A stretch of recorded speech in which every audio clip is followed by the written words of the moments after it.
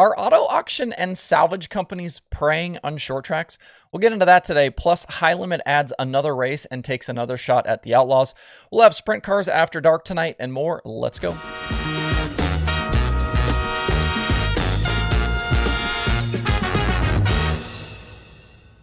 It's Thursday, September 1st. I'm Justin Fiedler. This is Dirt Tracker Daily. So we talked yesterday on the show about the ongoing situation at Grandview Speedway, how the track has basically been sold, and now we're just waiting on township approvals to see if it will indeed cease to exist at some date in the foreseeable future. Through putting yesterday's daily together, getting it posted, and the hours since then, I was not prepared to find out that auto auction and salvage companies have been targeting racetracks in recent years as opportunities for property takeovers.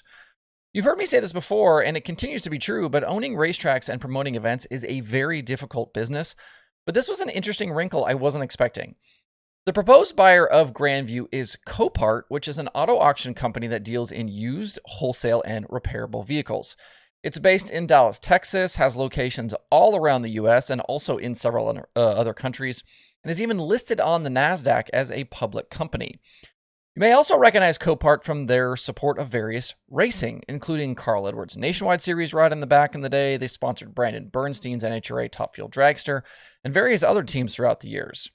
After I posted the Wednesday Daily, I started to have people message and email me about Copart's dealings around racetracks, and this whole thing kind of started to come together a little bit. Just 11 miles from where I sit at this exact moment is Copart's Concord, North Carolina location that used to be the site of Concord Speedway. The track was a paved half-mile trioval that closed abruptly in 2019 after hosting all sorts of racing beginning in 1982. The track was originally a dirt track when Henry Furr built it, but he decided to pave it in 1986. Now, the property is used to house, quote, clean title used cars to salvage title trucks for sale, unquote. And this is the fate that is coming up for Grandview up in Pennsylvania, and Copart doesn't appear to be done yet. Various news outlets in Arkansas are reporting that I-30 Speedway in Little Rock is set to meet the same end. I-30 is home to the annual Short Track Nationals for the ASCS National Tour and weekly IMCA racing, among other shows. But 2022 is likely its last season in operation. Neither Copart nor the facility owners have commented publicly, but at an August 16th meeting of the Little Rock Board of Directors, the zoning for the property was changed to allow for, quote, the storage, sales, and open display of vehicles and machinery, unquote. The track has been in operation in its current location since 1959, and a real estate listing had the asking price set at $7.33 million. So that's 3 tracks we know of for sure at this moment. Other people have also mentioned Englishtown Raceway Park, which hosted NHRA national events up in New Jersey. But that facility was actually taken over by another auction company, Insurance Auto Auctions. But obviously the idea is still the same, not Copart, but still the same thing. And besides the ones we know about, there are also rumors about places like I-96 in Michigan, I-80 in Nebraska, among others. And who knows if those are actually true or not, but the rumors persist. Companies like Copart need large pieces of land to house vehicles, and aging racetracks are easy picking from ownership, and they're easier to get rezoned for their needs. Existing infrastructure around these facilities already exists, so trucks can get in and out easily. And the tracks are usually located away from town, so you won't get as much of that NIMBY effect. And a lot of the land is already flat and cleared. And now before you go and start picketing Copart and sending letters to your congressman, I've seen some of that already, like, how do we stop Copart?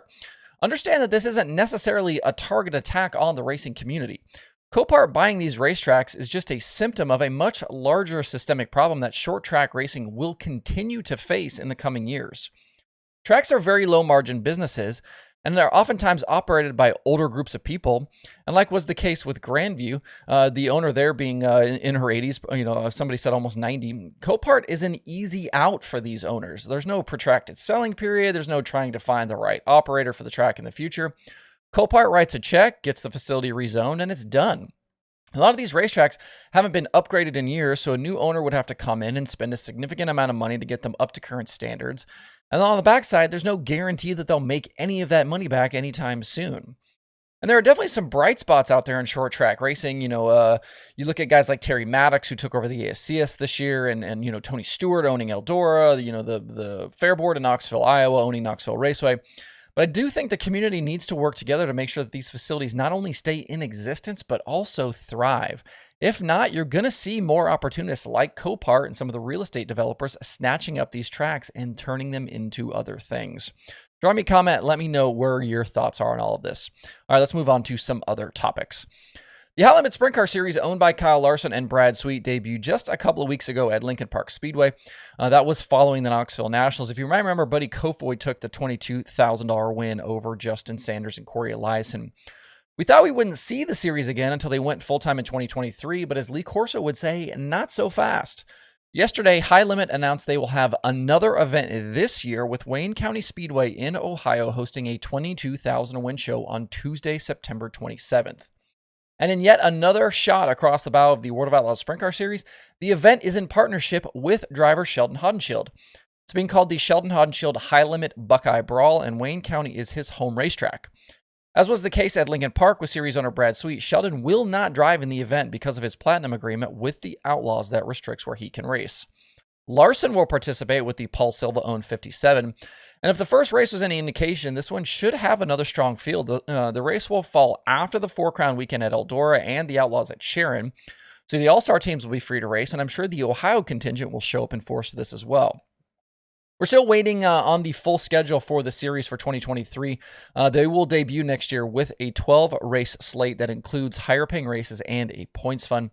Tickets for the event at Wayne County are on sale now, and you can find more details at highlimitracing.com. The plot thickens, friends.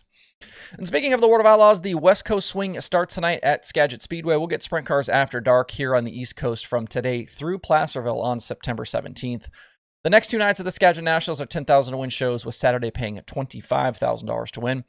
Brad Sweet enters the weekend with a 66-point lead over David Gravel, with Carson Macedo another 30 points back in third. 20 race nights remain on the schedule, and those guys further down the order, like Sheldon Haudenschild and Donnie Schatz, are more than likely out of contention for the title at this point. Gravel trails by 33 feature positions right now, effectively, with Macedo down 48 positions. Last year, we had 3 different winners during this Skagit weekend, with Macedo, Sweet, and James McFadden all getting victories. Logan Schuchart picked up a pair of wins at the track in 2019. There were no Outlaw shows there in 2020 because of COVID. McFadden leads all drivers in average finish at 2.33 at Skagit, with Schatz, Sweet, Schuchart, and Gravel all being strong there in the past as well. We were in the mid-20s for car count at Skagit in 2021, and I guess will be something similar this weekend. You'll have the full-time Outlaw guys, plus local names like Trey Starks and Colby Thornhill. You got guys coming up from California, names like Max Mitri and Joel Myers Jr., and then you'll have young guns Corey Day and Ryan Timms coming in as well. And yes, the series has confirmed that Timms rolled west. The DirtTracker.com analytics prediction formula favors Schatz over Gravel and Sweet tonight, but I'm going to go Macedo. He's been on the podium in 7 of the last 8 Outlaw races. That includes wins at Peevely, Jackson, and Red River Valley. And his only real misstep over those 8 races was the Knoxville Nationals, where he finished 17th, but he did suffer a flat in that race. If you want to watch tonight, you can do that over on Dirt Vision. If you want some late model racing tonight, the rescheduled Herald and Review 100 is happening at Macon Speedway. $5,000 to win, and it leads into a busy late model weekend in the area with Farmer City on tap for Friday, Fairbury Racing Saturday, and Spoon River on Sunday. All of those 3 events are Mars-sanctioned races. And the next week, we'll obviously get into the Dream Makeup and World 100 at Eldora. Drivers expected to race tonight include Shannon Babb, Brian Shirley, Ryan Unzicker, Jason Fager, Miles Moose, and a lot of other of those kind of Illinois locals. This event was originally part of the Summer Nationals, but was postponed because of weather. And last night at Georgetown Speedway, Matt Shepard got around Mike Guler for the lead on lap 9 and survived a war of tire attrition to earn his 7th Short Track Super Series win of the year. Guler and Mike Mahaney joined Shepard on the podium. 2 of the drivers to have late issues with tires included Stuart Friesen and Ryan Godown, who were both top 5 runners. Friesen got back to 5th at the end with Godown in 8th. Godown led the points in the South region before the night's race, and he'll give up ground to Shepard with the Speed Showcase weekend next on the schedule for the region. The North Region and Elite Series for the Short Track Super Series are back this coming Sunday at Utica Rome. They will have $25,000 to win for the New Yorker. There are 8 shows on today's streaming schedule. Like I said, Dirt Vision has the World of Outlaws from Skagit. Speed Sport has the Herald and Review 100 from Macon. They've also got other regional action. There's also USRA Modifieds from Mississippi Thunder over on Racing Dirt. There's also Flow Racing 24/7. To see the full daily streaming schedule with links to watch, visit dirttracker.com/watch tonight. That's it for the show today. Have a good Thursday. Make sure to like, subscribe, and comment on these videos. Thanks everybody for tuning in. We'll see you tomorrow for more Dirt Tracker Daily.